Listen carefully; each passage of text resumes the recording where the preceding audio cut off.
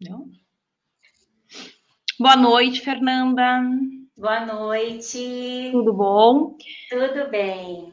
Então, hoje vamos dar início a mais uma live, né, aqui no espaço Prof. Manu Fuentes e convidados. Desde já eu quero agradecer a tua presença,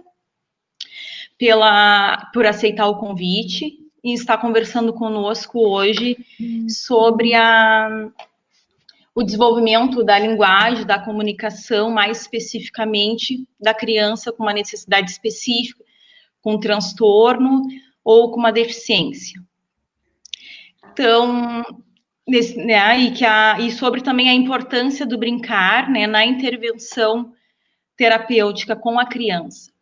Então, Fernanda, agora eu gostaria que tu te apresentasse, tá?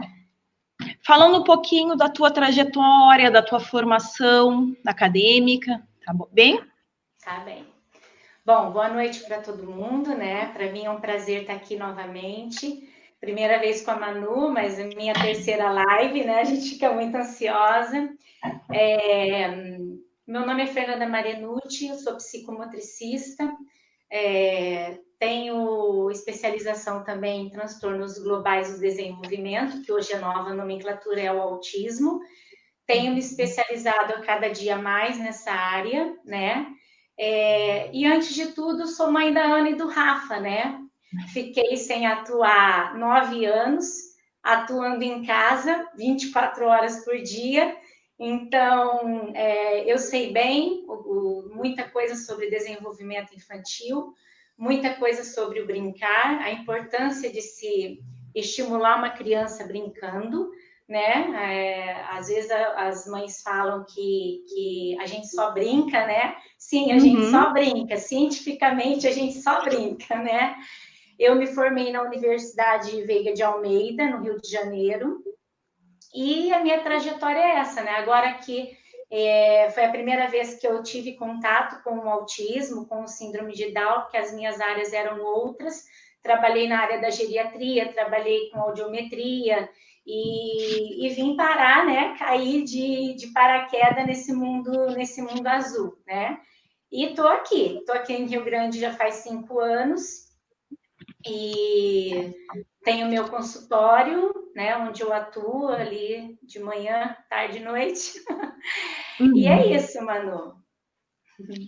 Então tá, Fernanda, como hoje a nossa conversa, o brincar vai permear toda a nosso diálogo, eu vou trazer, vou citar aqui Carlos Drummond, que ele fala sobre o brincar. Então, brincar com crianças não é perder tempo, é ganhá-lo. Se é triste ver meninos sem escola, mais triste ainda é vê-los sentados enfileirados, em salas sem ar, com exercícios estéreis, sem valor para a formação do homem.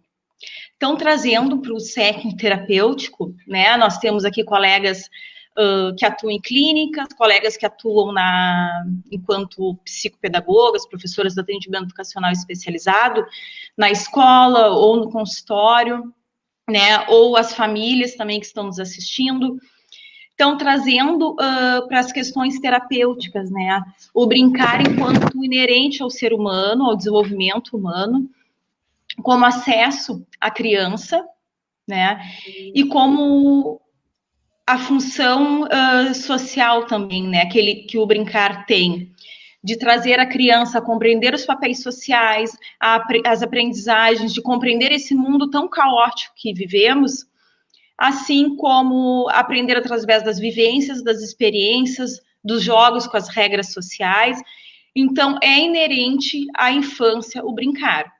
Exatamente. Então, só para fazer essa reflexão inicial, como o brincar vai estar permeando toda a nossa fala. Então, Fernanda, agora eu gostaria que tu falasse um pouco sobre a importância, né, sobre o papel do fonoaudiólogo no desenvolvimento da criança, e aí a gente já pode ir direcionando a fala para as crianças com uma necessidade específica. Isso. Bom, eu acho importante e válido, Manu, eu começar pela queixa principal que chega ao consultório, que é o meu filho não fala, né? O meu filho não fala, não se comunica através da fala, mas ele faz tudo, só falta falar, né? E quando a criança entra, né, adentro do consultório, e não te olha, e não gesticula, e não aponta, e não imita. Aí tu começa a pensar o seguinte, que não é só falar que falta, né? Falta muitos pré-requisitos, né? E a fonoaudióloga, ela tem que estar aberta a tudo isso, né? Ela, como você disse, o brincar é uma via de acesso. Então, eu utilizo o brincar desde a avaliação até a minha intervenção, né? Eu não posso pegar uma criança de 2, 3 anos, colocá-la sentada numa mesinha e pedir para ela falar mamãe, papai, isso não funciona, né? Não vai dar certo, né? Porque a criança de 2, 3 anos, ela não está preparada socialmente para sentar e te obedecer, né? A imitar movimentos orofaciais. Então, o papel da fonoaudióloga, ela vai muito além de ensinar uma criança a falar, né? Ela tem que, eu falo para mim mesmo, né? Eu nas minhas meditações sobre o meu trabalho, eu penso que eu sou uma semeadora, porque eu tenho que preparar a terra, cultivar, plantar semente, cultivar, regar todos os dias. E esse regar e esse cultivar é orientar pai e mãe, é fazer a família a enxergar aquilo que eu já enxerguei, né? É trabalhar com as estratégias, é oferecer as estratégias para os pais fazerem em casa também, né? Então, é mais do que ensinar a falar, a fono se preocupa com a linguagem também. Tem muita família que não sabe que falar é diferente de aquisição de linguagem. A linguagem é tudo aquilo que eu sei sobre as coisas, né? Sobre, por exemplo, eu sei que isso aqui é uma caneta, eu sei que ela serve para escrever. É dar o significado, né? É dar o significado. Mesmo que eu não fale caneta, eu, como fono, me preocupo em ensinar a criança para que ela serve, né? Para depois eu ensinar ela a falar, né? Então, muitas mães, quando vêm até mim com essa questão da fala, e eu começo a perceber que a linguagem da criança é pobre, aí eu sento com a mãe e falo, olha, vamos estimular a linguagem em primeiro lugar. E como é que a gente estimula a linguagem, né, do 0 aos 5 anos? Brincando, né, Manu? Brincando. Então, a gente brinca mesmo, né? E que envolve bem mais, né, Fernando, quando tu coloca ali sobre os pré-requisitos, é muito mais, como tu falasse, do falar. A gente tem que fazer uma avaliação criteriosa junto com uma equipe multiprofissional, né? Porque envolve desde as questões das funções executivas, do contato visual, da atenção compartilhada. Bom, da linguagem receptiva, né, Manu? A linguagem receptiva, né? Então, pode falar.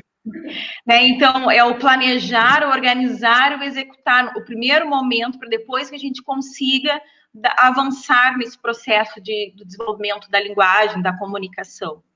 Exatamente. Por exemplo, assim, nas minhas avaliações, um dos pré-requisitos que eu avalio é a linguagem receptiva. Porque muitas das vezes eu recebo vídeos da mãe, né, dos pais, porque elas fazem o dever de casa, né? Então elas mandam um vídeo e falam assim, olha, Fernanda, ele não executou o que eu pedi, por exemplo, ele não colocou o boizinho no lugar do boizinho, lá numa atividade de figura fundo, por exemplo, né? E aí eu vou avaliar o vídeo e eu vejo que aquela criança mal compreendeu o que ela solicitou. Sim. Né? Quanto mais conseguir executar, quanto mais conseguir expressar através da execução, né? Então aí eu falo assim, mãe, você tá vendo nesse segundo aqui que ele não entendeu o que você falou. Só que aí você já deu outra demanda. E aí a criança vai ficando. Isso até para crianças sem diagnóstico, viu, Manu? Sim. Né? Essas coisas a gente tem que trabalhar com crianças sem diagnóstico, com diagnóstico, né? Sem atraso, com atraso, porque isso é um pré-requisito da linguagem expressiva. Eu preciso entender o que me pedem para eu poder expressar. Né? Então, eu tenho muita criança, Manu, com atraso de fala, por exemplo, nem vou usar diagnóstico, né? Não tem diagnóstico. Não é autista, não é síndrome de Down, mas tem um atraso de fala. Quando você está ali brincando com a criança, você começa a perceber que a criança não está entendendo o que você está perguntando. Por exemplo, você fala assim: coloca aqui o cavalinho em cima do cavalinho, e a criança não consegue corresponder ali à tua demanda, sabe?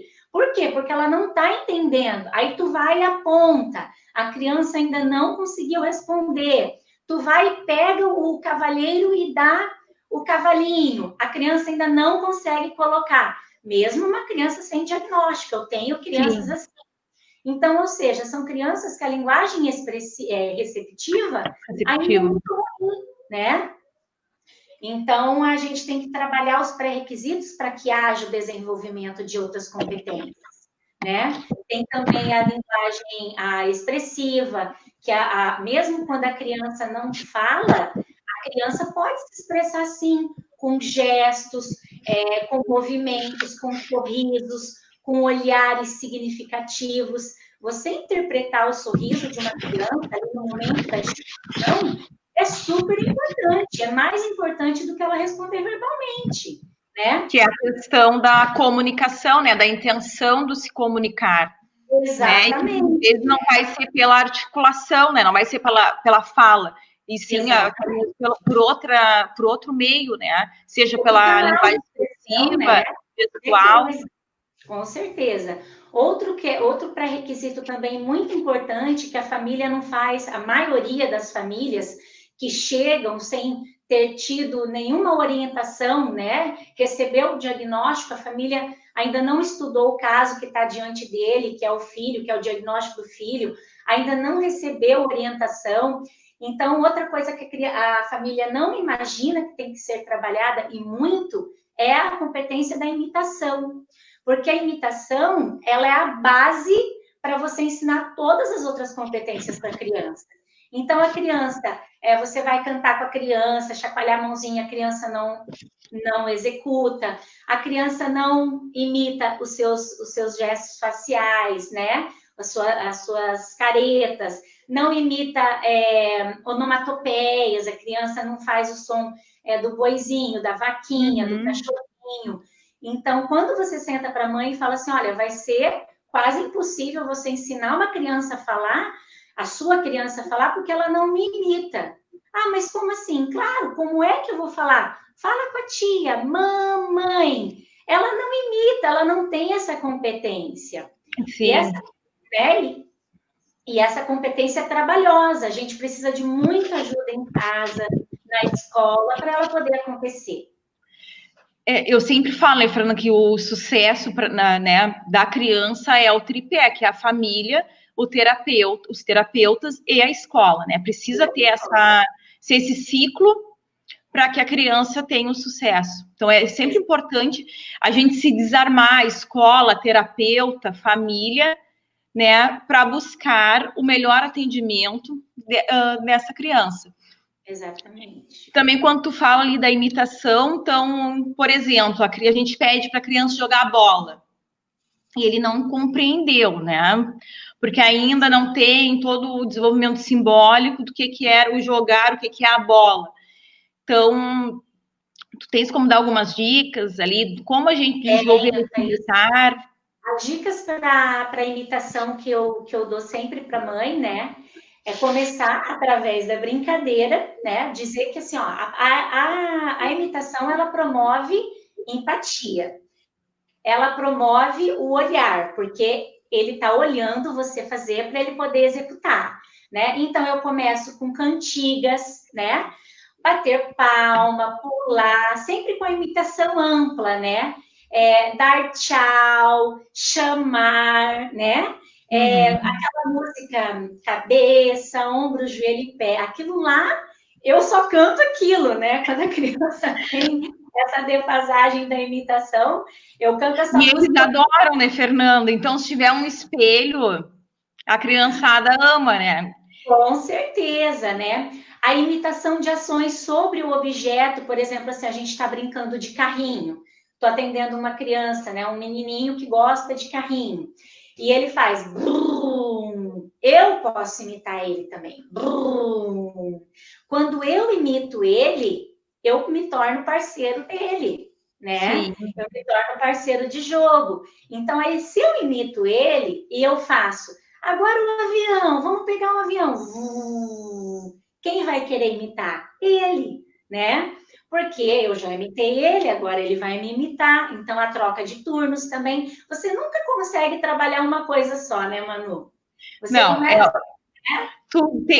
a gente tem um objetivo enquanto terapeuta, mas nunca a gente vai ficar em um objetivo, né? Sempre a gente Sempre vai trabalhar mais coisas, né? trabalhar no mínimo uns 4 ou 5 objetivos, Sim. né? E o bom é assim, às vezes você está trabalhando imitação e a criança, por exemplo, é fraca em contato visual. E aí ela não te imita, mas ela te olha mais. Então, quer dizer, é um ponto para a criança, né? Sim. Você não está ali à toa. Ah, ela não me imitou, mas ela ainda está te olhando. Então, Então, já é um ponto. é sempre bom a gente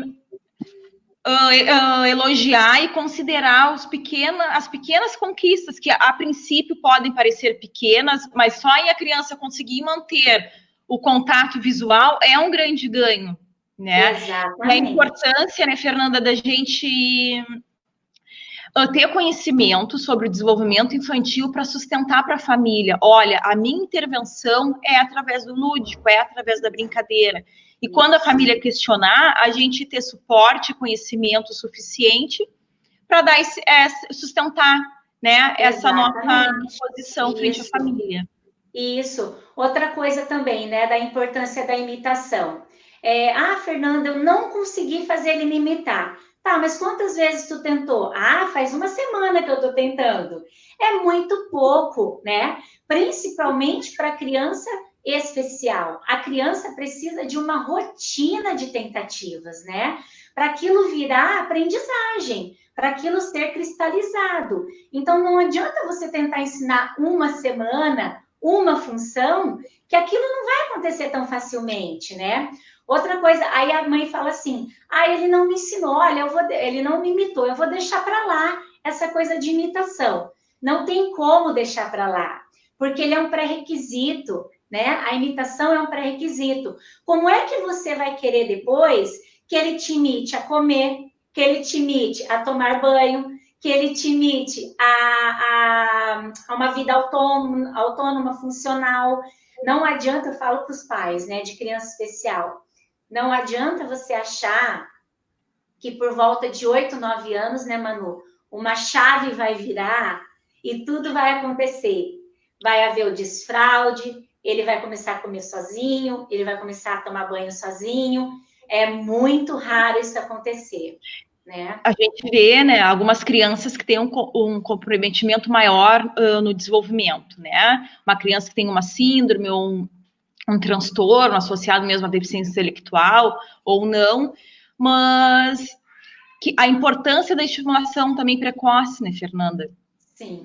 Porque a gente vê crianças que têm muito sucesso lá pelos 6, 7 anos, mas que se teve todo o acompanhamento, um trabalho árduo ali, né, de toda uma equipe, família e escola, Exatamente. para que aos 6, 7, 8 anos a gente, tenha um bom retorno dessa criança.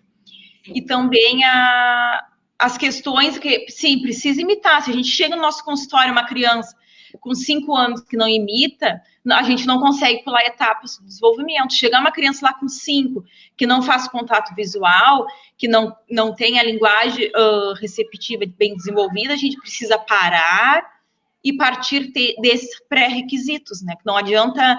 Claro, a gente entende que muitas vezes os familiares chegam no nosso consultório com muita ansiedade e que tá tudo bem, porque são familiares que muitas vezes pegaram o diagnóstico e não sabem nem para onde percorrer, né?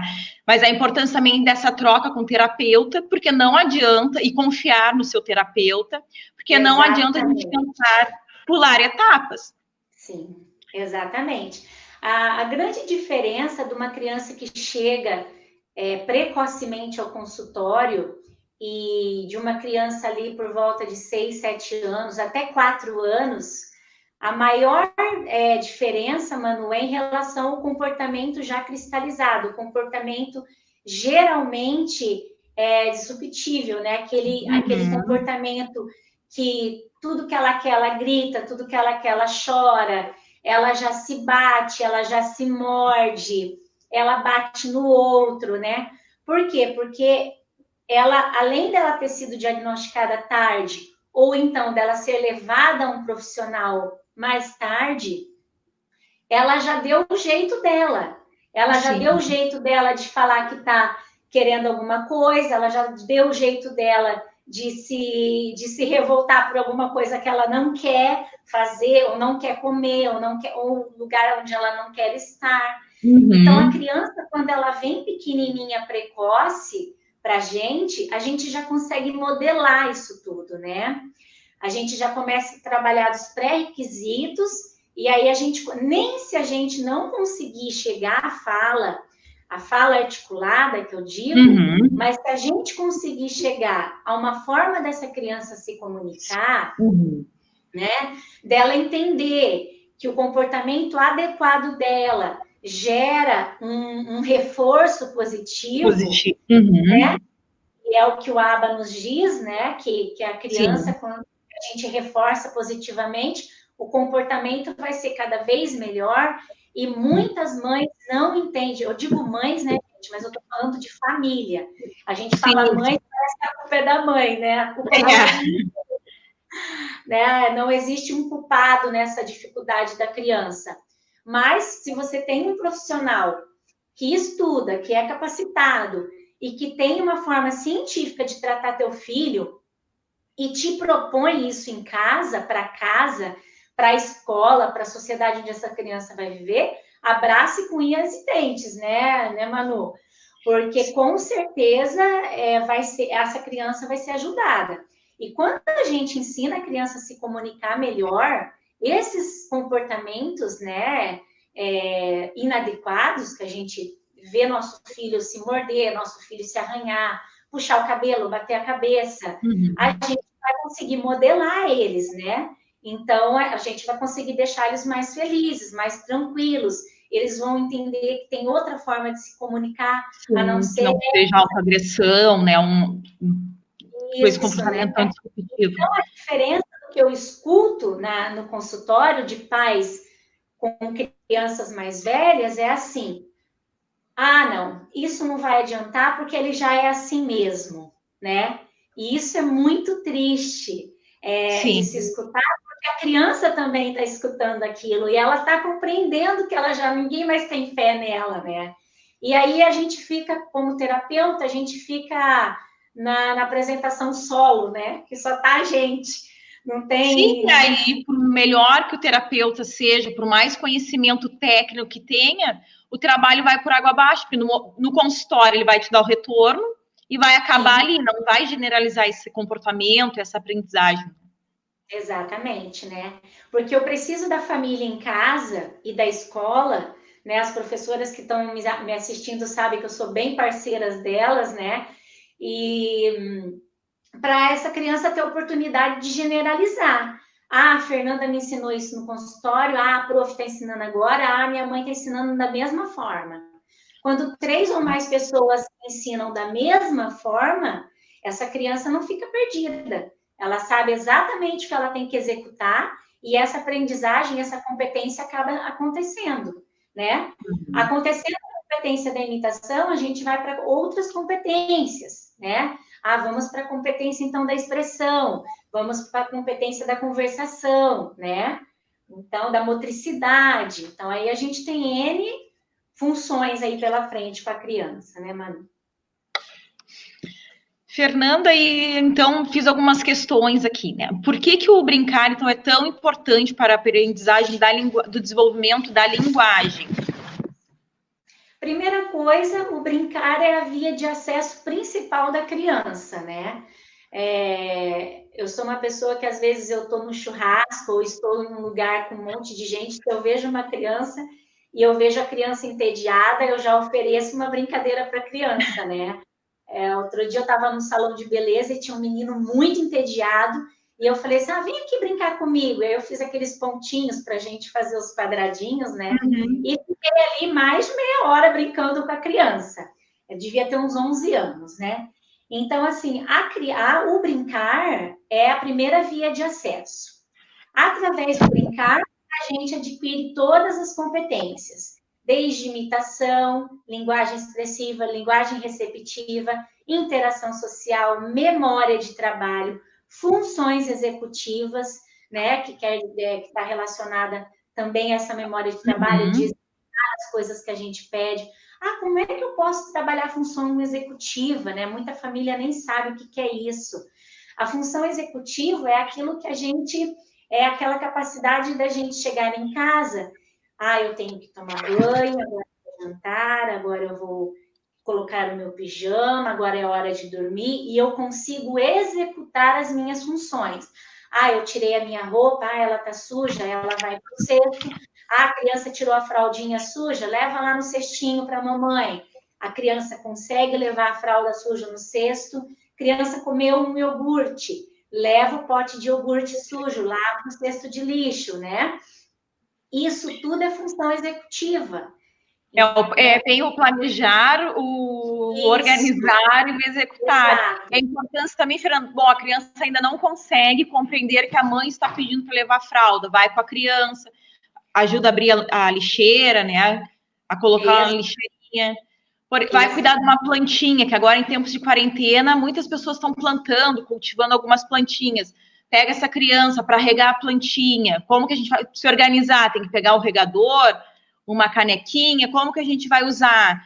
Pega, mostra, pega a mãozinha, né, junto, abre a torneira, né, enche, rega a plantinha.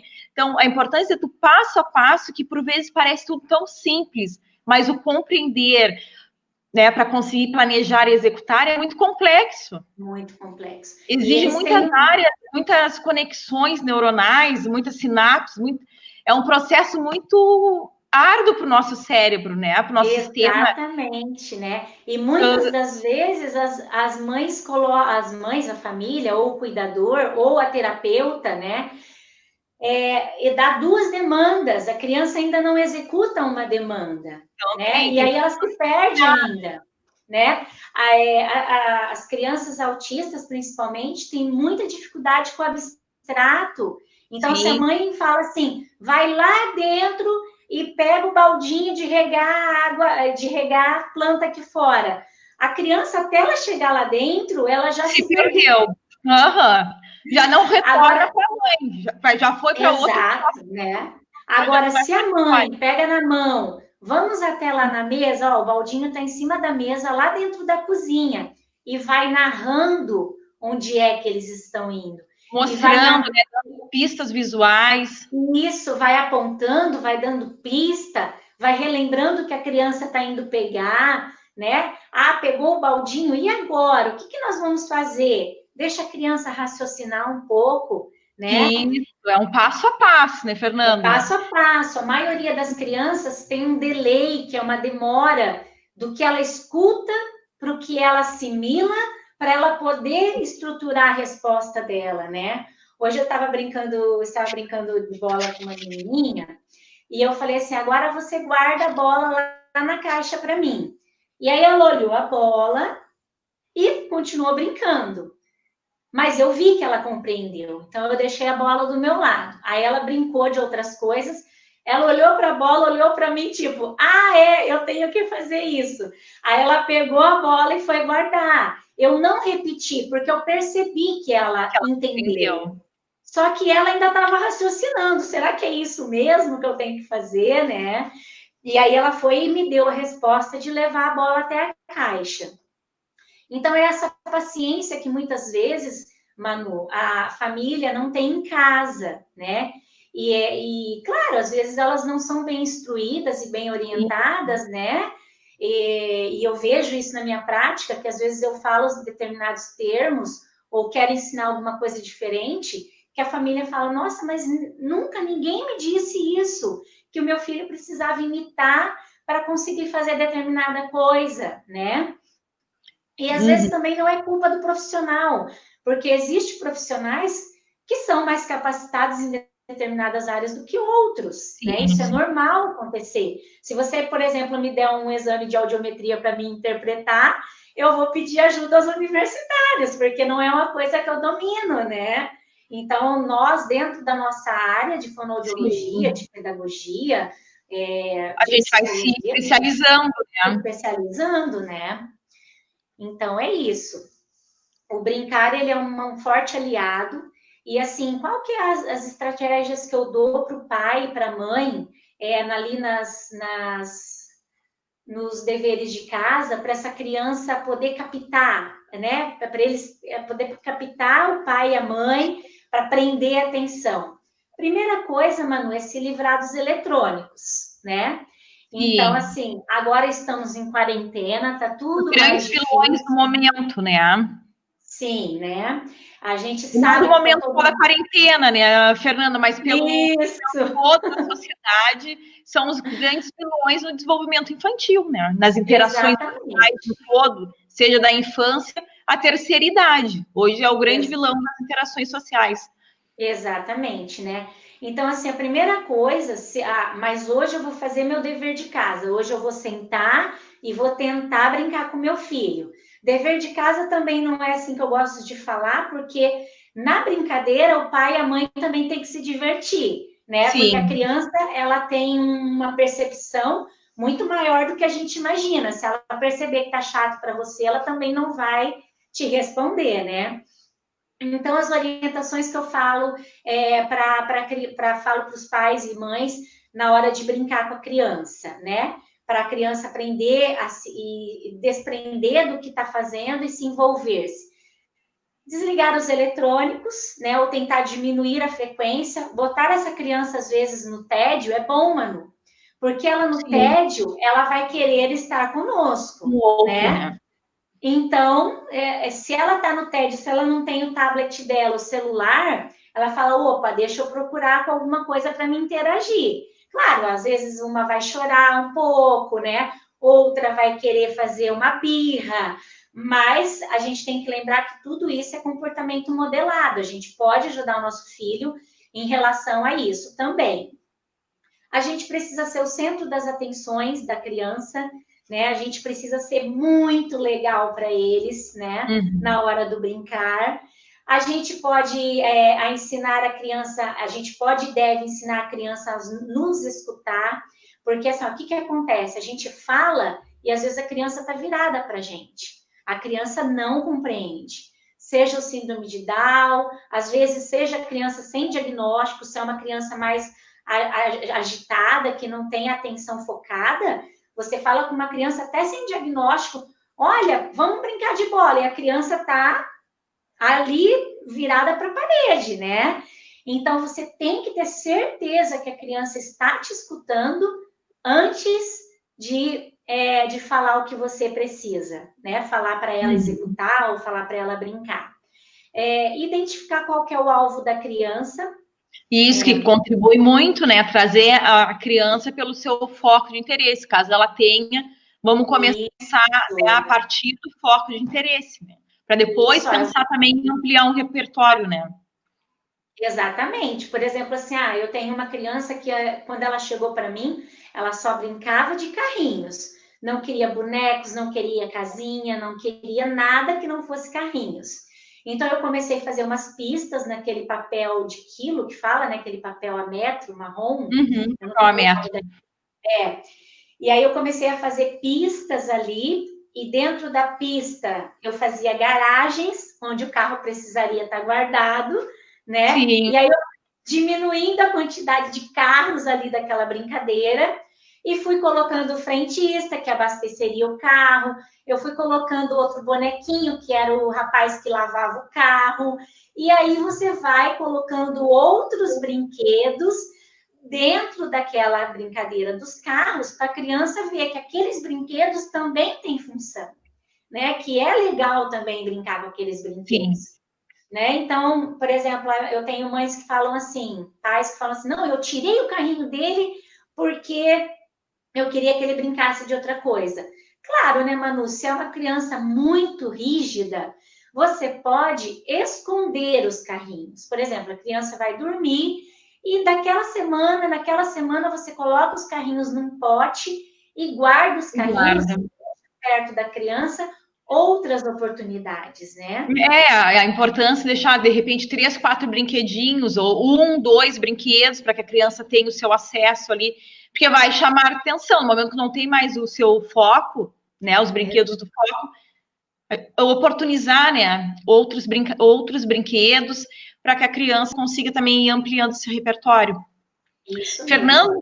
e também temos aquelas crianças que preferem os objetos ou os animais do que brincar com os seus pais. Pessoas, né? Principalmente, algumas crianças com TEA, elas preferem os adultos ou os objetos do que brincar com seus pares. Né? Isso, né? Isso tudo vem, tem uma resposta que é porque os objetos e as pessoas adultas são mais previsíveis, né? E os animais são mais previsíveis. Por exemplo, é mais fácil para eu brincar com um carrinho, né? Eu, autista, brincar de carrinho quietinha, do que eu brincar com meu pai de carrinho. Porque eu não sei o que o meu pai vai fazer, né? E isso me dá nervoso. Então, isso me dá angústia. Então, às vezes a gente acha que a criança não quer brincar, mas não é. Às vezes a criança foge, é rígida no brincar, ou então prefere brincar sozinha, mas porque é mais fácil brincar com os objetos. É mais fácil lidar com um animal do que com uma criança da mesma idade, do que com um primo, do que com a mãe e o pai, porque vai vir demandas, né? Sim. E então, ali o objeto, o animal já tem a sua previsibilidade, né? Exatamente, também, né? em alguns momentos, é importante a gente dar continuidade com essa previsibilidade, né, Fernanda? Principalmente ali no ambiente escolar, a gente trabalhar com as questões de rotina quando necessário, dependendo da criança, porque essa previsibilidade, claro, saindo da brincadeira e focando lá na escola, né? A previsibilidade dá uma tranquilidade e baixa a ansiedade da criança, né? E a criança, os pequenos mesmo da educação infantil, geralmente os professores já trabalham essa rotina para todos, né? Porque é importante na educação infantil a gente trabalhar com essa previsibilidade, porque eles já são menores, né? Para baixar aquela ansiedade, que horas a mãe vem, que horas o pai vem buscá-lo. Então, é bom trabalhar essa previsibilidade. Sim. Voltando, né, para a brincadeira, com as crianças que preferem os objetos devido à previsibilidade. Nesse momento, a gente tem que tentar quebrar isso, né, essa busca, para ampliar o repertório de interações sociais. Isso. Você pode, dentro da brincadeira, ser previsível para a criança, né? Por exemplo, assim, hoje eu estava brincando com um menino que tem muita dificuldade de brincar de outras coisas que não seja avião, e hoje ele pegou a massinha, né? Ele pegou a massinha, e aí eu comecei, ele gosta muito de jogos de videogame, de bomba, de canhão, e eu sei disso, então é bem importante a terapeuta que cuida dessa criança saber as preferências, né, dela, da criança, para quando ela for brincar. E aí eu ofereci de fazer um canhão com uma bomba, e aí na bomba eu já fiz depois da bomba, eu falei assim, eu acho que eu vou fazer as letras do seu nome para a gente jogar a bola de canhão nas letras, e aí eu fiz o nome dele, aí eu falei, olha, você vai jogar na letra M, M de quê? Aí ele, de Mateus. Aí ele foi, pegou o canhãozinho, jogou a bolinha de massinha. Então, assim, foi uma coisa ótima que aconteceu. Ele aprendeu as letras do nome, aprendeu não, que ele já sabe, mas ele cristalizou aquele aprendizado. Ele se divertiu com uma coisa que ele gosta, que é bombas, que é canhão, né? E ele flexibilizou a brincadeira, porque até então ele não conseguia brincar de massinha. E eu já estou com ele há 3 anos, amiga. Então, assim, olha, cada vitória... É um trabalho árduo, né, Fernanda? Que não podemos desistir, né? Olha o teu exemplo, 3 anos com a mesma criança para conseguir ter né, Hoje outro brincar de massinha, né? Exato. E olha, os comportamentos inadequados que ele já fez para eu desistir da massinha. Ele já jogou massinha no chão, assim, esfareladinha. Ele já tentou comer a massinha. Ele já grudou massinha na roupa. Isso tudo rindo para mim, tá, Manu? Então, você vê que é um comportamento que ele está tendo, né? Que ele está fazendo, que é para você desistir da função da massinha. Mas a gente é brasileiro e não desiste nunca, né? Não desiste nunca, é bem isso. Então, olha, ele chegou num ponto que ele não tem mais o que fazer com a massinha, só a resta brincar com a massinha, né? Não Exatamente, tem mais. E né? com certeza tu tentasse bem mais de 5, 6 vezes, né? Essa atividade com massinha. Com certeza. Eu devo ter tentado umas 5.000 vezes. Em 3 verdade. anos, né, amiga? E é assim, ó, durante a brincadeira, então você pode ser previsível, né? Quando ele pegou a massinha, eu falei assim: olha, vamos fazer bombas de canhão, vamos fazer zumbi, vamos fazer coisas igual do seu videogame. E aí ele foi achando o máximo aquilo. Sim. E depois eu fui colocando as letras do nome, e aí eu perguntava para ele: vamos fazer? Porque caso, Manu, ele dissesse naquele momento, não quero fazer, hoje ele já responde, né? Eu peguei ele bem ecolálico, mas hoje ele já consegue dizer o que quer. Se ele me responde assim, não quero letra, eu faria letra? Claro que não, né? Porque ele já me deu a resposta positiva da massinha. De brincar, de aceitar a massinha. Mais uma demanda, né? Então é a gente ser esperto também. E ter essa flexibilidade, né, no nosso planejamento, porque hoje a gente faz um planejamento para executar ali no consultório e que, por vezes, a gente tem que ter essa flexibilidade. Num outro momento, a gente tenta as letras, por exemplo. Exatamente. Então, ele já aceitou uma demanda, vamos aproveitar esse momento para que seja prazeroso e no próximo dia já consiga partir daí, né? Isso. E, por exemplo, essa criança em especial, ela tem muitas falas desconexas, né? Então, por exemplo, ela está no meio da atividade ali comigo e ele começa a falar coisas do videogame que ele jogou ontem, do jogo que ele jogou ontem, mas ele não fala para mim, ele fala para ele mesmo, como se tivesse memórias ali vindo, né?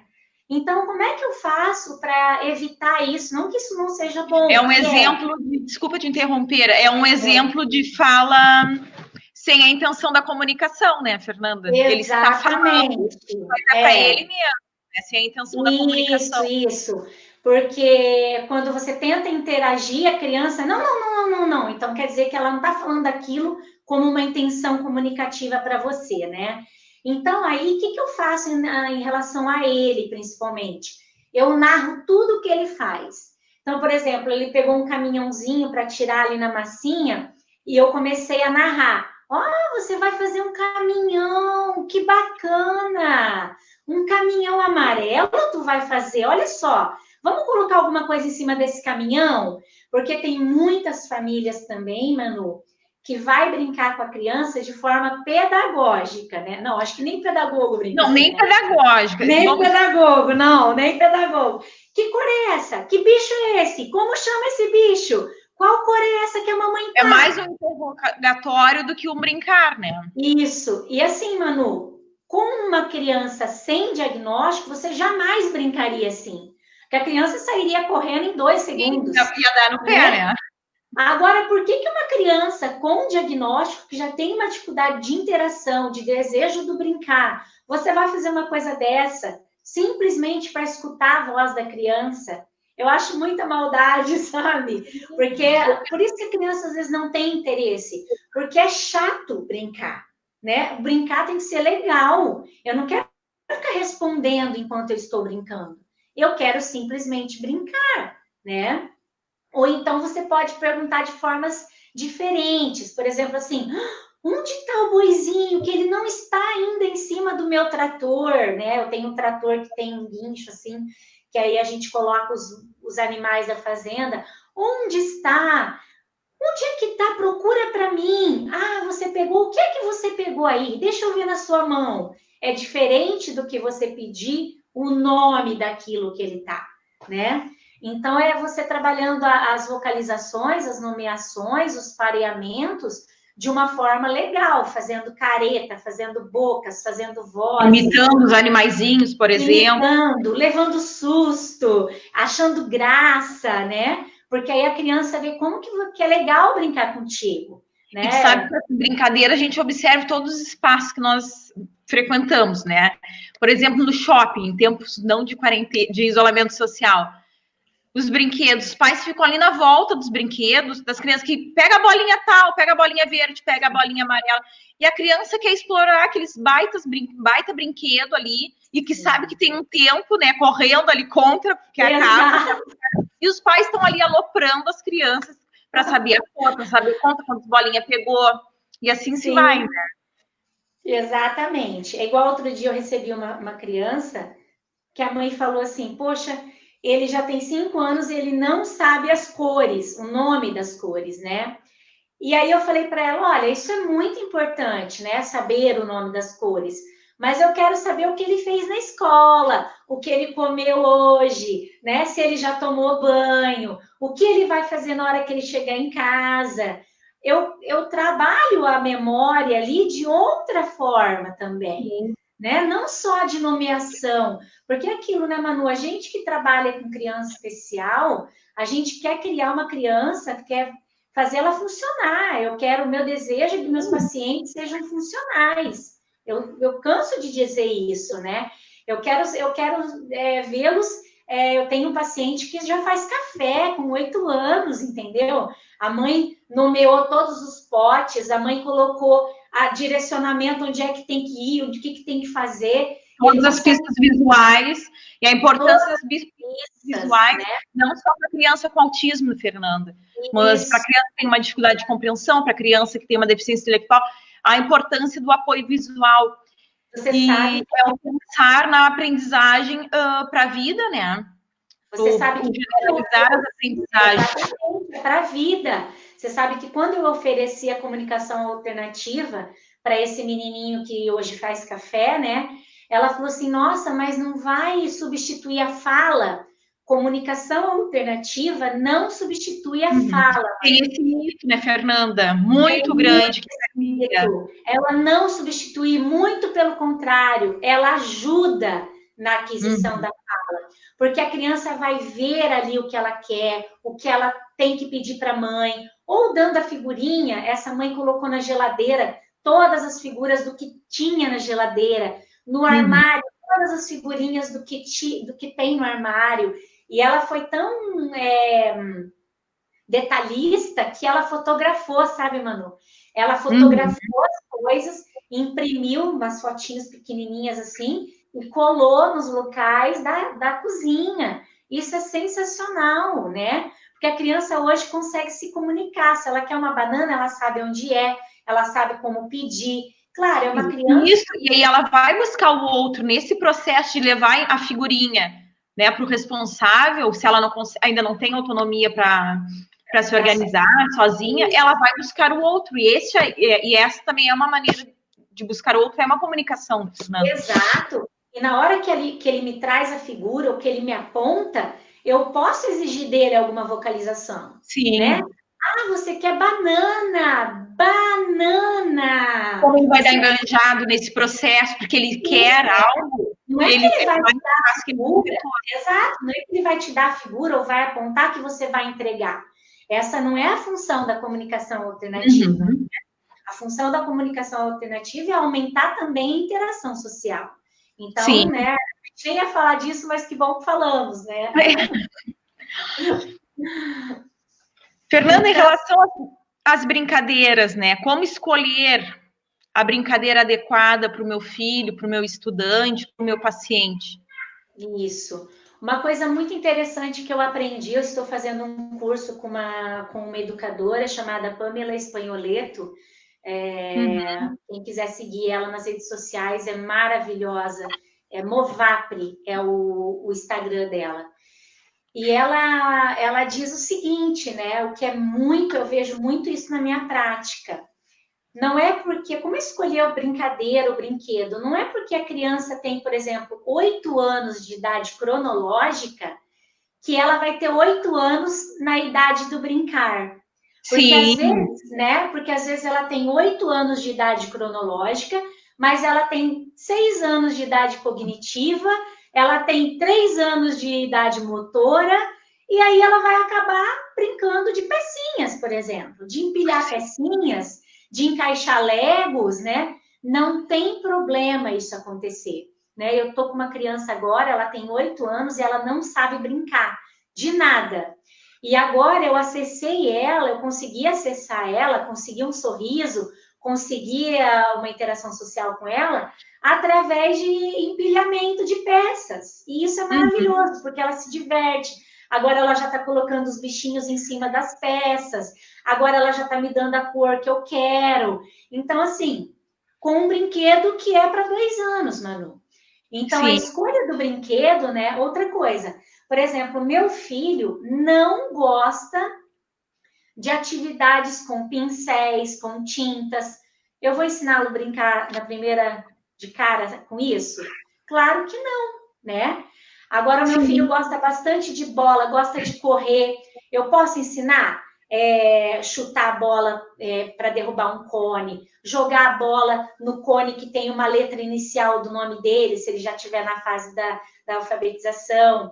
Se a criança for pequenininha, eu posso colocar os bichinhos colados no cone. Olha, vai lá, coloca essa argolinha no cone da vaquinha. A criança anda sobre uma corda, né? Isso são Se não tem um cone, pode ser uma garrafa PET, né, Fernanda? Com certeza. Garrafa PET, copo de plástico. Você pode criar o Vamos que você... adaptando conforme se tem o material em casa. Exatamente, né? Então, assim, ó, como eu escolho a brincadeira? Eu avalio a idade cronológica, depois eu avalio a idade cognitiva dela, quanto que ela me entende, o quanto que ela mexe nos brinquedos. Se ela é uma criança organizada, eu consigo dar mais opções de brinquedos para ela. Se ela é uma criança desorganizada no brincar, que abre uma caixa, pega tudo, não se interte, aí abre outra, também não se interessa, eu guardo mais brinquedos e ofereço poucas opções.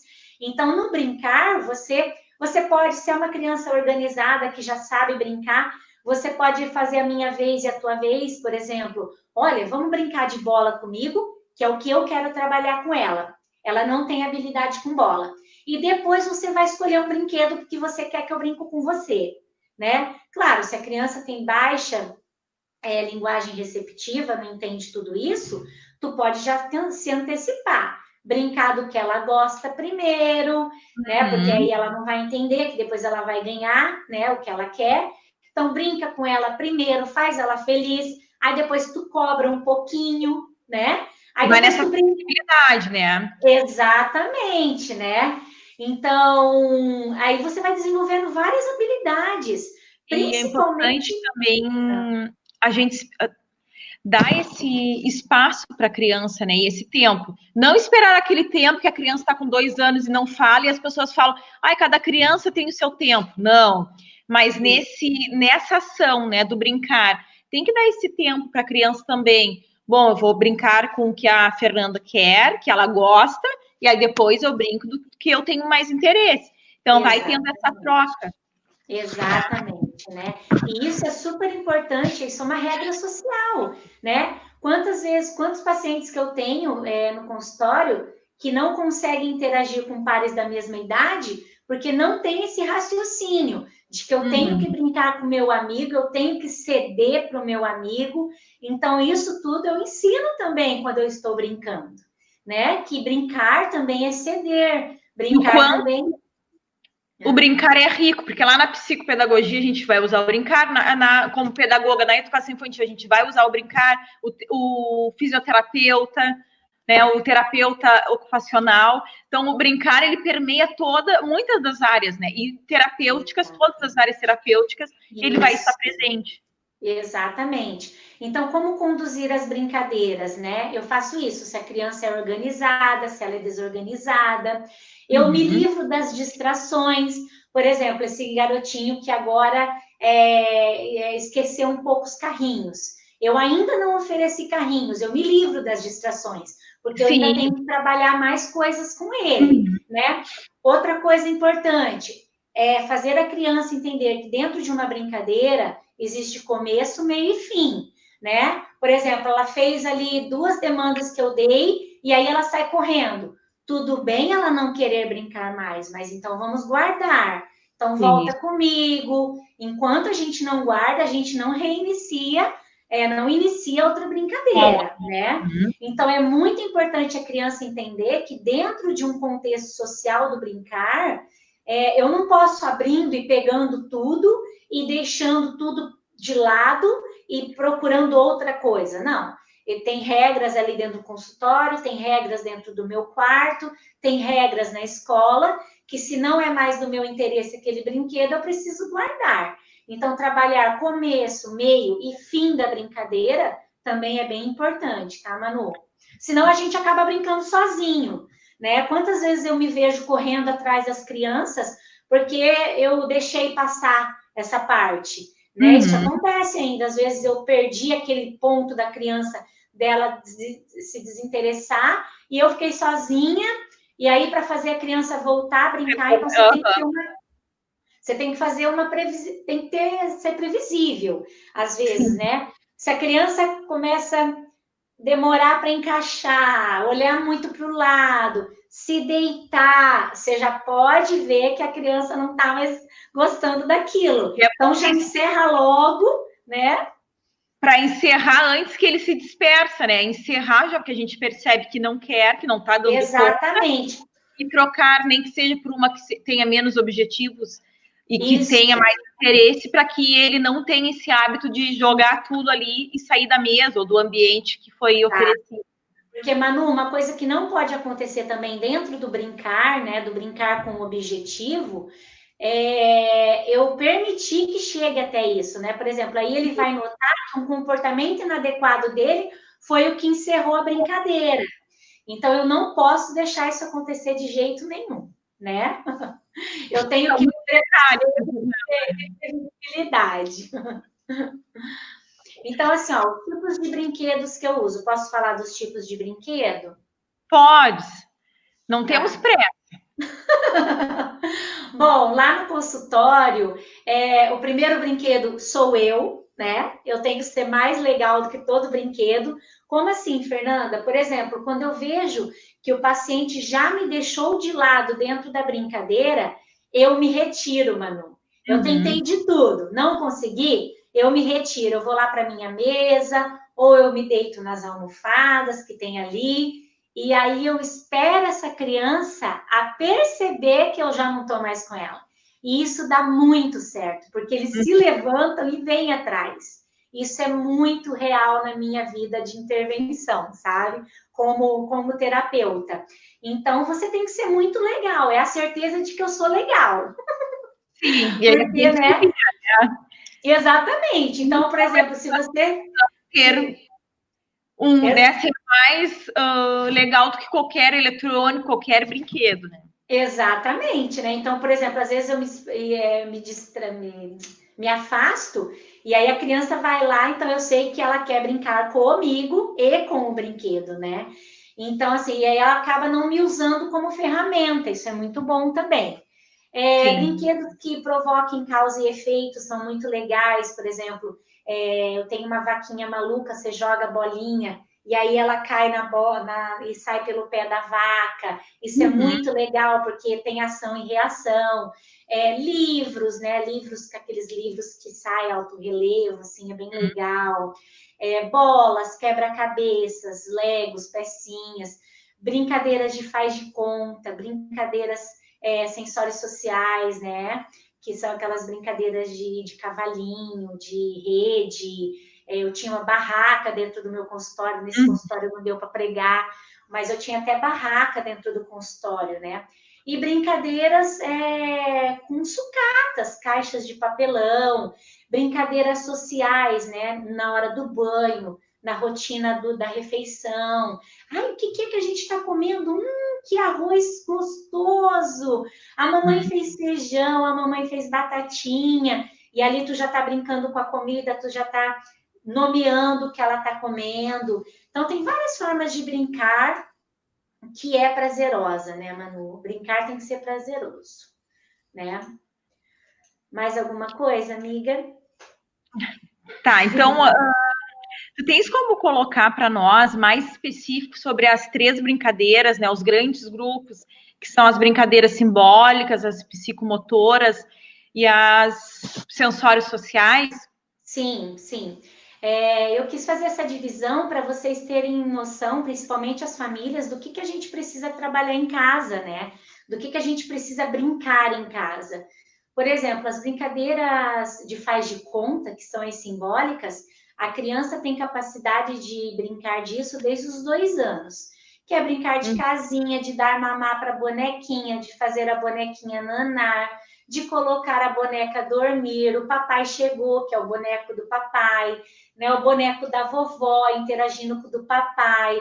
Não pense que isso é uma brincadeira de menina, né, Manu? Porque sim. isso Sim, não de é papéis sociais, né? exatamente, né? Então é brincadeira de criança. Então, na brincadeira do simbólico, ela ajuda a expandir o seu conhecimento do mundo social. Por exemplo, quando você coloca a bonequinha e o bonequinho lá na cama dormir, você já trabalha que o pai dorme com a mamãe na cama da mamãe, né? Quando Sim. você coloca a família ali na casinha, nas cadeirinhas para almoçar, na casinha não, na mesinha, para almoçar, para jantar. Ah, eu me recordo que eu também faço isso na minha casa, que eu não Vai posso comer. compreendendo, né? O porquê que a mãe quer que sente, Exato, o porquê né? Que eu que a não mãe posso. coloca lá no pratinho. Exato. Ela É vai a fazer, compreensão ela vai. através do brincar, né? Do Sim, simbólico. ela vai modelando aquele objeto físico na vida social que ela tem, né? Isso é o brincar simbólico, que é muito importante. E é muito difícil para o autista o brincar simbólico, porque não faz sentido para ele, Manu.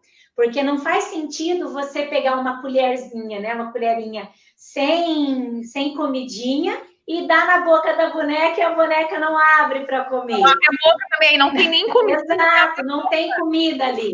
Então, mas isso é flexibilização, né? Isso a neurociência nos explica, que o cérebro da criança é flexível, é molinho, é tudo molinho, são milhões de conexões acontecendo, e você vai ensinando que apesar de ser mentira aquela brincadeira, ela acontece na vida real, né?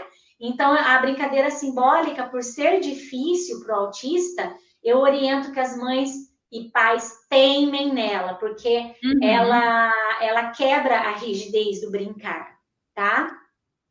Tá, E, além do mais, a criança passa a te imitar, passa a interagir quando brinca com o e simbolismo, né? ampliando o repertório simbólico também, né? Do dar o significado, do compreender, por exemplo, a bola, né? Vamos brincar de jogar bola com os bonequinhos ali, ou com várias bolas de diferentes tamanhos, vai generalizando esse conhecimento também, né? Exatamente. Já nas brincadeiras psicomotoras, né? Eu sou psicomotricista, então eu gosto bastante de trabalhar o movimento junto com a aprendizagem, né? O que é essa questão da psicomotricidade? É a união do psiquismo e mais da motricidade, né? É a ação que o meu cérebro tem diante do meu corpo, diante dos meus músculos, dos meus movimentos, de quem eu sou como corpo nesse meio que eu habito, né? De quem o meu corpo é em relação ao seu. Ah, por que é tão importante ensinar brincadeiras e atividades psicomotoras para a criança, né?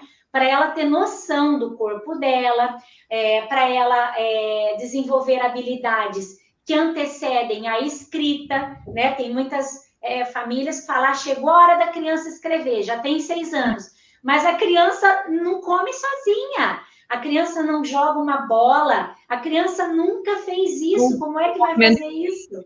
Né? Então, a gente não podemos chegar lá no pegar a caneta se a gente não desenvolver o movimento do rasgar, né? Se eu nunca brinquei de massinha, nunca fiz a criança apertar nada, como é que ela vai ter força para... Uma argila, né? Manusear primeiro uma tinta diretamente com as mãozinhas, para depois começar pelos pincéis mais grossos e diminuindo. Exato. Então, é uma demanda, Fernanda, imensa, né? São imensas possibilidades também de se irem trabalhando. E lá na alfabetização são inúmeros pré-requisitos.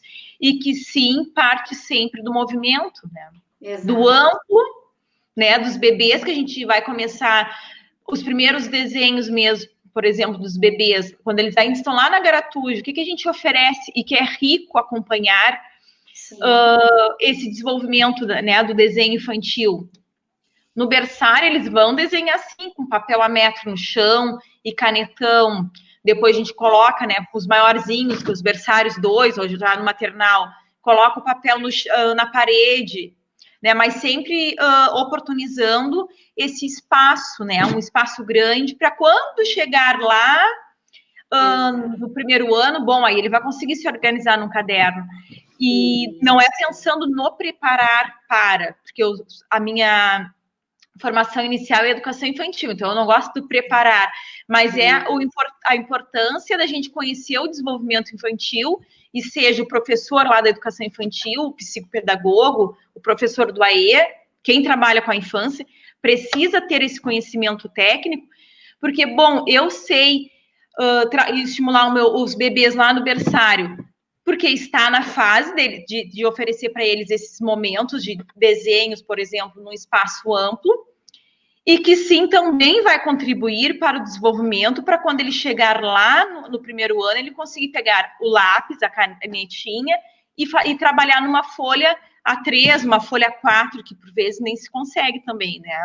Exato. Então, não é o preparar, mas é o ter o conhecimento para conseguir estimular a criança. Com certeza. A psicomotricidade é como se fosse uma casinha. Você constrói a casa, que é o grosseirão, né? Para depois você fazer os acabamentos. Exato, os acabamentos, que é a fina, que é a mais delicada, né? Então, assim, os exemplos de brincadeiras, agora na quarentena, é uma excelente dica, né? Brincar se movimentando, agora que está o frio, então, vamos se movimentar. Eu uso circuitos com cone ou com garrafa PET, né? Passar a criança, puxar o carrinho, fazer o zigue-zague, andar sobre corda, jogar tiro ao alvo, né? Jogar bola pesada, aquelas bolas antigas de meia calça que a gente fazia, né? Aquilo é uma excelente dica, porque ela fica pesada, ela fica macia. Então, você já trabalha ali sensações, né? Os bambolês, pula fora, pula dentro, que já é uma antecipação de uma aprendizagem depois para escrever dentro de uma folha, né? Igual a gente não trabalha para preparar para, mas a gente já constrói a casa ali, né? Então, assim, ó, coordenação motora fina, cortar papel, rasgar papel, fazer bolinhas, massinhas, pintar com os dedos, né? Fazer atividades com as mãos, né? Usando cola, usando aquelas cola colorida com glitter, que aí já sente o glitter. Claro, se é uma criança que não põe na boca, que aí senão a gente tem que mudar de tática, né? Para equilíbrio estático, brincar de estátua, ficar num pé só. Equilíbrio dinâmico, andar sobre a corda, pular dentro dos pneus, né?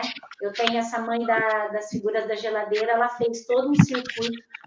O paciente pula de pneu em pneu, puxa pneu para ficar forte, porque a maioria das crianças especiais tem uma hipotonia que já é delas, né? Tanto e aí a gente vai pulando um na área do outro um pouquinho, né, Fernanda? Exato. Mas sempre um pouquinho, né? Dá uma pincelada, né, na Exato. área, né? É importante, porque não vai conseguir trabalhar, né? Por exemplo, uma Exato, criança... né? Então, a gente fica focando na área do colega. Com certeza. Já nas brincadeiras sensórias sociais, a maioria das crianças especiais adoram esse tipo de brincadeira, que é serra-serra, né? Você coloca a criança no colo, brinca de serra-serra, arremessa a criança para cima, se ela é pequenininha, né? Arremessa que eu digo com cuidado, sem soltar a criança, né? Faz só cócegas, faz ela dar gargalhada. Eu tenho alguns pacientes que esse tipo de brincadeira são grandes reforçadores, né? São grandes presentes que eu dou para o paciente. Às vezes eles executam com grande potencial que eu pedi, e eu faço uma cócega, eu corro atrás, eu pulo com eles, né? A rede também é um bom acessório. No consultório não dá, mas eu tenho... Elas são importantes também para desenvolver as primeiras habilidades lá, como contato visual, porque nesse momento tu és muito atrativo, então tu vais conseguir com que a criança bom, tu brincou, parasse, né? Bom, ele vai te buscar para que tu dê continuidade. Exato, né? Você pode fazer um pouquinho, parar e esperar a criança solicitar mais. Tu já está trabalhando interação, tu já está trabalhando habilidades sociais, contato visual, e é infinito. Brincar é muito bom, né, amiga? Sim. Não, a gente focou bem nas crianças menores, assim, a nossa fala, mas o quanto é importante o brincar também para os adolescentes, né? Que não seja só o videogame ou só no celular. Até mesmo a Academia Americana de Psicólogos, ela vem realizando alguns estudos e já estão lançando algumas literaturas que a diminuição do brincar hoje vem causando transtornos de ansiedade na infância e na adolescência, e com outros transtornos psíquicos, e que estão sendo relacionados com a diminuição brusca do brincar. Exatamente. Então, o brincar, ele é rico, né, em todas as possibilidades e inerente ao ser humano, né? Com certeza. Fernanda, eu acho que conversamos bastante, já estamos a uma hora. Né? Eu gostaria, desde já, te agradecer, tá? Muito pela tua participação, tá? Pela tua disponibilidade, né? E também eu queria que, se tu quiseres, claro, deixar o teu telefone de contato, né? Do teu consultório. E também, eu sei que a tua filha tem produzido alguns livros, né? Ah, é verdade. Então, o maior sucesso aqui em Rio Grande com as profs das salas de recursos das escolas municipais. As minhas colegas, também tem muitos aqui nos acompanhando. Um beijo para as profs aqui da rede municipal. E elas estão enlouquecidas pelo material. Então, se quiserem mostrar para nós, explicar, eu te agradeço. Tá, eu vou mostrar aqui, é um livro musical, né? Tá dando para ver? Está. E ele tem, né, algumas musiquinhas, acho que são 8 musiquinhas, todos com velcro, né? Essa é a música do Seu Lobato. Aí vamos ver mais qual tem aqui. A música da Bruxinha. Da Bruxinha. Né? Os índiozinhos, né? Então, todos os índiozinhos descolam, vão para o barco, vem o jacaré, né? Do sapo, dos patinhos, 5 patinhos foram passear, tá dando para ver aí, gente? Tá. Da loja do Mestre André, da formiguinha, a Ana que inventou essa, ela é muito criativa. Ficou linda essa. Subiu no pé, subiu na coxa, no nariz. E a da Dona Aranha, a famosa música da Dona Aranha, né? Aqui eu fiz um agradecimento para as profs que confiam no meu trabalho. E está sendo um sucesso. A Ana está trabalhando muito. Aproveitando, né? Se descobrindo, né? Com facilidade nesse momento. Fernanda, queres deixar o teu contato para as gurias que estão assistindo, né? Que se alguém tiver interesse em encomendar o livro? Sim, o meu celular é 98160-3649. E também pode me chamar lá pelas redes sociais, Fernanda Marianucci, que eu estou sempre disponível. Pode só repetir o teu celular, é 981... 60-3649. Tá bem. Tá? Tá, querida. Tá. Já está aqui na tela. E tens outro telefone para contato? Não, só esse. É esse, tá. É o WhatsApp ou para ligações a esse celular. Exatamente. Ô, Manu, eu queria encerrar lendo um pedacinho desse livro aqui, O que me faz pular. Ele foi escrito por um autista severo, não verbal. O pai dele adaptou, ele é chinês, acho, japonês, e o pai dele adaptou os símbolos para ele conseguir se comunicar através da escrita, né? E ele responde várias perguntas. E uma das perguntas é assim: você prefere ficar só? E ele responde assim: A verdade é que amamos ter companhia, mas como as coisas nunca dão certo, acabamos nos acostumando com a solidão, sem sequer perceber como isso aconteceu. Toda vez que eu escuto alguém comentar o quanto eu prefiro estar sozinho, isso me faz sentir solitário demais. Sinto como se eles estivessem me dando um gelo de propósito. Então, assim, Uhum. isso faz a gente refletir que a gente tem que ter muita persistência para brincar. Seja com o autista, seja com síndrome de Down, com a deficiência intelectual, com a criança sem diagnóstico e que Uhum. muitas vezes não nos dá o retorno que a gente quer para brincar, né, na hora do brincar, mas que eles querem sim companhia, né? Eles querem sim, Sim, muitos né? comportamentos disruptivos, por vezes, é porque não sabe como acessar o outro, não é simplesmente porque eles Exato. querem o isolamento, né? Exatamente, né, amiga? Então, que a gente fique. Nenhum cientista escreveu isso, isso foi escrito por um autista. Uhum. Então, eu sempre dou muito valor porque eu leio, pelo que eu escuto deles, Sim, né? É nisso que eu me inspiro para fazer o meu trabalho e que as profs que estão me escutando façam isso também. Escutem alunos autistas já adultos, né? Profissionais autistas, né?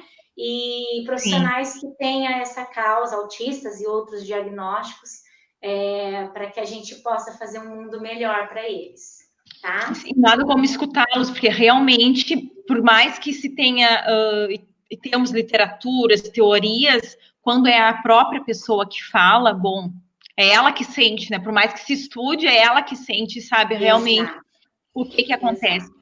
Fernanda, tu lembras que nós iríamos dar uma dica de um livro que nós temos em comum? Ele está aí, o meu está. Sim, sim. Esse livro aqui, ó, uma Bíblia para os pais. Toda família ou terapeuta tem que ter esse Uhum. livro, ó, né?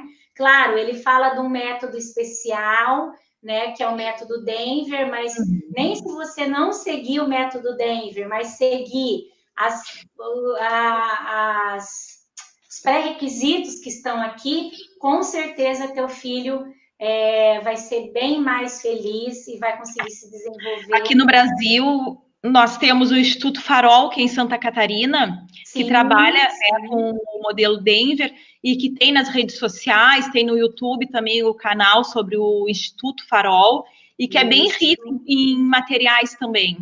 Exatamente, né? Então, bastante dicas eu tirei daqui desse livro, tirei da minha rotina de trabalho, né? E espero que vocês tenham gostado. Fiquei muito feliz com o convite. Eu e a Manu passaríamos das 10 horas da noite aqui. Sim, ficaríamos tranquilamente, assim, Fernando. Então, te agradeço. Provavelmente te chamarei novamente, tá? Tá Uma bom, outra tá bom. oportunidade.